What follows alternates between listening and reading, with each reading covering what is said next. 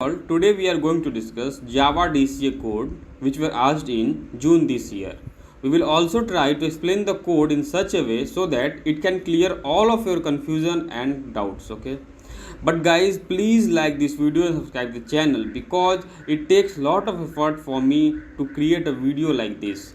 Please support me guys. Okay, let's discuss the first question. If you look at the first question, it is about employee management system. There is an organization XYZ which wants to have an application which provides the detail of valid employee number. Okay, so they want the detail of valid employee number.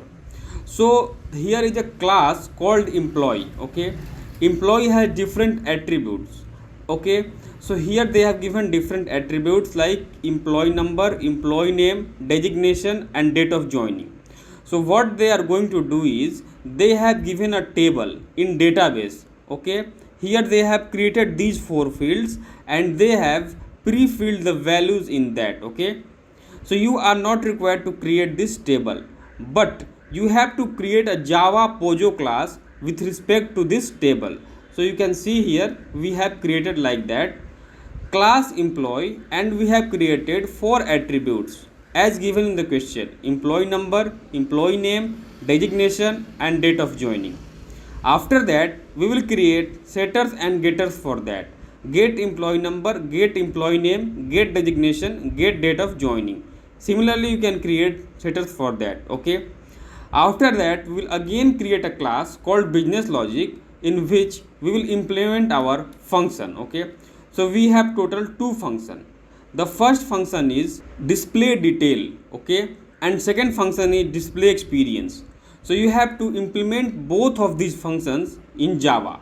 Okay, so first function will take two attributes: employee number and field. Okay, so user will pass two things: employee number and field, and based upon these two attributes you have to return certain value. Okay, so they are saying that the method will return the name, method will return the employee name if the user is passing the field value as emp name.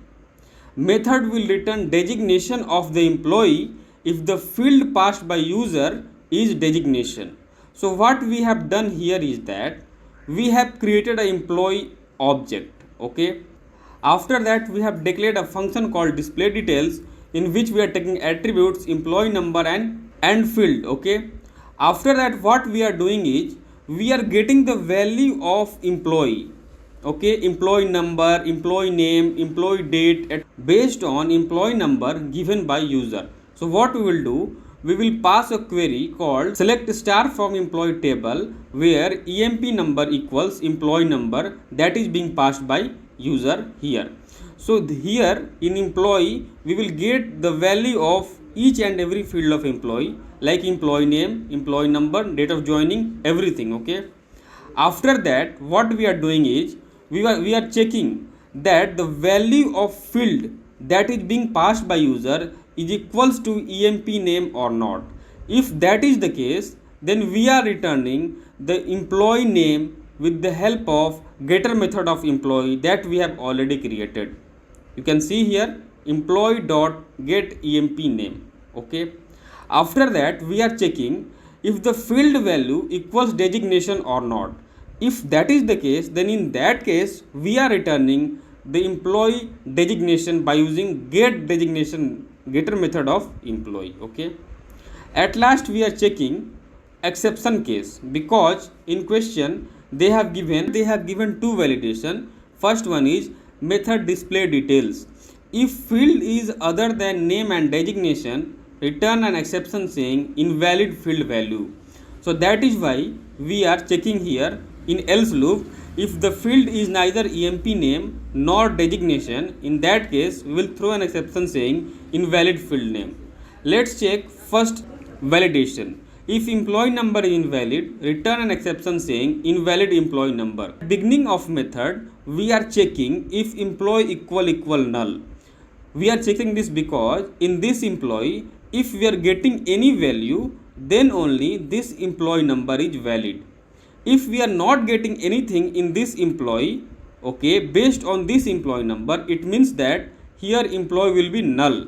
That is why we are checking if employee equal null, so in that case we are returning exception called invalid employee number. Okay, I hope this method is clear to all of you. Let's discuss next method. Next method is display experience. You can see here they have given one more method called display experience. In this they are passing employee number. After that they want to calculate the experience in month. So what they are doing is they are subtracting current date minus date of joining. Okay, let's suppose after subtracting these two things you are getting 25 months and 29 days. So in that case you have to ignore these extra 29 days. So how we have implemented this, you can see here we are taking one method called display experience. Here we are passing employee number. Again we are getting the value of employee based on this employee number from database using query select star from employee where emp number equals employee number. That we are checking whether this employee has some value or not. If employee has not some value, I mean its value is null, then in that case we are returning exception and printing invalid employee number. After that we are getting the date of joining from this employee object by calling getDOG method. After that we are getting the value of current date by using date method of Java. After that we are subtracting current date minus date of joining. Okay, after that we will be getting some days. We will divide those days by 12 and we will ignore the extra days. Okay, and we will return those days in form of month. Okay, so if you look at the next question, then you can find that they have given one mobile class in which they are saying mobile OS is an abstract class which every new mobile OS will inherit. Okay, so first we will create mobile OS abstract class in our code. So how you can do this? You can do this by using this abstract class OS, mobile OS. Okay, we created this. Okay, after that they are saying is that they have two methods, unlock and get camera sound. So we will write these two methods in abstract class and we will implement these two methods in our child classes. Okay, so what we did was we created one method called unlock. It return type is boolean. So we created like this. After that we created one more method called get camera sound and its return type is 1. So we choose int here. After that they are saying is that all of you know that Android phones has a version. User will also pass a version. Okay, and we will check if the version passed by user is reverse of the version of Android. If that is the case, then only we will unlock this. We will return true. So how we have implemented is that, sorry, here we have to write Android, I mismatched it. Okay, so how we can write it like that? We are passing two things. One is version of Android and other is the value that will be passed by user. Okay, now we will check whether the value is reverse of the version or not.